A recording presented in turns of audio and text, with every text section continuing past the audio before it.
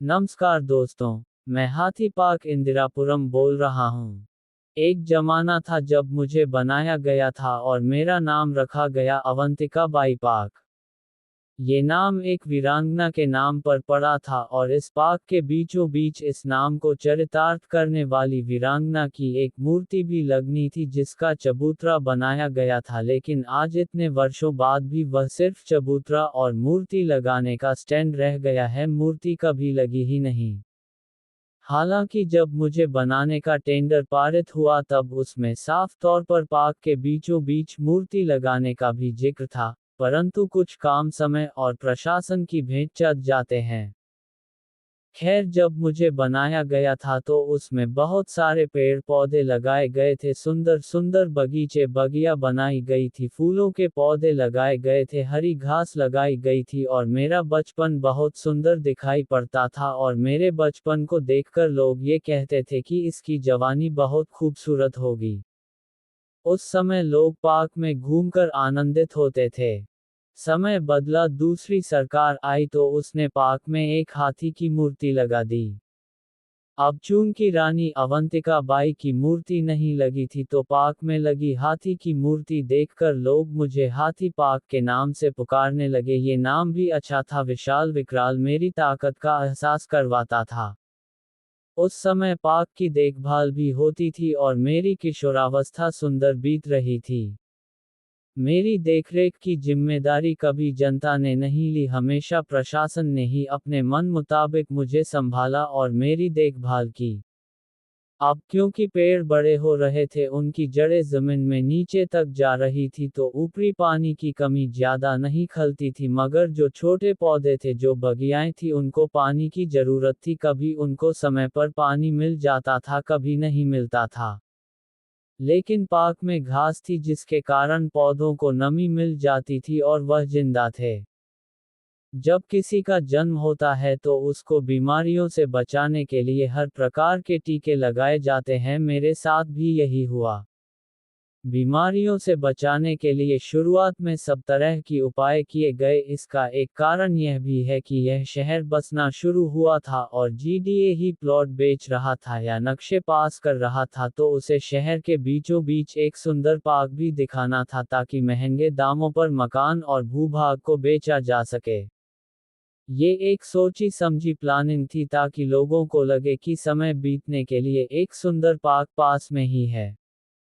समय बीतता गया, आसपास की भूमि पर मकान बन गए, लोग रहने लग गए, पार्क में ज्यादा लोग आने लग गए तो ज्यादा देखभाल की भी जरूरत थी, लेकिन इसके विपरीत जैसे ही मेरे पेड़ बड़े हुए, जीडीए मेरे रखरखाव की तरफ से बिल्कुल आंखें बंद कर ली। हालांकि टेंडर में साफ तौर पर लिखा था कि जीडीए निरंतर रूप से पार्क की देखभाल करेगा और उसके लिए सफाई कर्मचारियों को नियमित करेगा। समय अंतराल पर ऐसे ऐसे लोग सत्ता में आ गए जिनको जनता की सुविधाओं से कोई लेनदेन नहीं था। जहां से कुछ मिलना नहीं था वहां उनको कुछ देखना भी नहीं था। टेंडर, सफाई कर्मचारी, रखरखाव सब कागजों में चलते रहे, लेकिन वास्तविक जिंदगी में मेरी यानी हाथी पार्क की देखभाल करने वाला कोई नहीं था।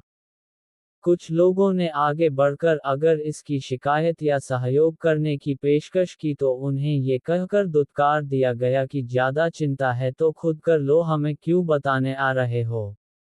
अगर किसी घायल की कोई व्यक्ति चिंता करता है तो क्या अस्पताल या प्रशासन का उसे बचाने की कोई जिम्मेदारी नहीं है।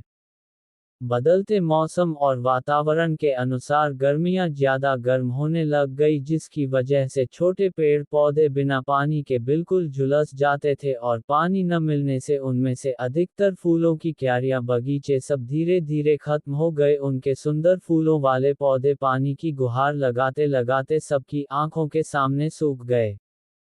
मनुष्यों में कहावत है कि मरते को पानी पिलाने से पुण्य मिलता है, लेकिन मेरे पार्क के पौधे इन्हीं मनुष्यों की आंखों के सामने मर गए। किसी ने पानी पिलाना तो दूर, हमें पानी दिखाना भी उचित नहीं समझा। क्या पता हम सिर्फ एक बार के पानी से जिंदा रह पाते। जिन फूलों को देखकर तुम्हारे बच्चों के मुंह पर मुस्कान आ जाती थी, तुम मनुष्यों ने उन्हें भी तड़फकर मरने दिया। इस पार्क में आने वाले कई बच्चे तो बिना सुंदर फूलों का मुख देखे ही बड़े हो गए।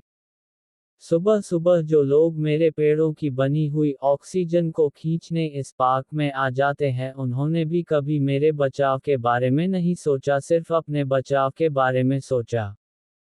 जो लोग मेरी हरी घास पर विचरण करते हुए स्वास्थ्य लाभ कमाते हैं, उन्होंने कभी उस घास को पानी की एक बूंद भी नहीं पिलाई। पिछली गर्मी में मेरे 8 से 10% वयस्क पेड़ सूखकर मर गए।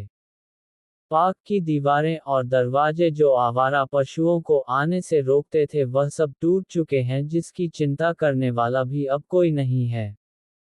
जहां हरी घास होती थी, वहां अब सुबह शाम बच्चों से लेकर अधेड़ उम्र के क्रिकेट खेलने वालों की भीड़ होती है, जिसकी वजह से आगे भी घास उगने की कोई उम्मीद नहीं है। कोई अगर पार्क के बारे में चिंता करता भी है तो उसे टेंडर का झांसा देकर अगले महीने काम शुरू हो जाएगा, ये बोलकर टाल दिया जाता है, लेकिन यह कोई नहीं जानता कि मैं हर रोज इन झूठे झांसों की वजह से तिल तिल कर मर रहा हूँ। इस शहर में बड़े बड़े राजनीतिज्ञ, कारोबारी, दानवीर, नौकरीपेशा, स्वयंसेवी, जनसेवक इत्यादि रहते हैं, जो हर वर्ष उसी जगह फिर से पौधा लगाने आते हैं जहां उन्होंने पिछले साल पौधा लगाया था, और फोटो खिंचवाने हैं, लेकिन मेरी बीमार हालत और जरूरत पर एक बाल्टी पानी देने कभी नहीं आते। पूरे दिन मेरे पेड़ सभी को ऑक्सीजन देते हैं, मगर शाम होते ही कुछ अराजक तत्व पार्क में बैठकर नशीला और जहरीला धुआं छोड़ते हैं, जो पेड़ों को सूंघना पड़ता है। और तो और वो लोग रात को सोए हुए पेड़ों पर पेशाब भी करते हैं, जो असहनीय होता है, लेकिन क्या करें, परोपकार ही हमारा धर्म है, तो वो भी सह लेते हैं।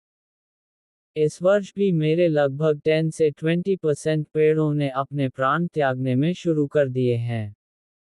मेरे सारे पेड़ अब भी इस यकीन पर जिंदा है कि शायद पानी की कुछ बूंदें जल्द ही उन तक पहुंचेंगी। इसी आस में पार्क में आने वाले हैं मनुष्यों, मेरी आपसे हाथ जोड़कर यह विनती है कि मैं तुम्हें जीवन दाहिनी हवा मुफ्त में प्रदान करता हूँ, क्या तुम एक बाल्टी पानी मुझे मुफ्त में ना सही तो प्राणदायिनी हवा के बदले में दान कर दोगे? पेड़ हमारे मित्र होते हैं, ये आपके पाठ्यक्रमों में पाया जाता है। क्या आप मनुष्य भी हम पेड़ों के मित्र बनकर थोड़ा पानी पिला दोगे? मुझे मालूम है कि तुम मनुष्य हो और तुम्हारे ऊपर किसी की अपील का कोई असर नहीं होता, लेकिन फिर भी उम्मीद पर दुनिया कायम है, इसलिए मैं ये गुहार लगा रहा हूँ।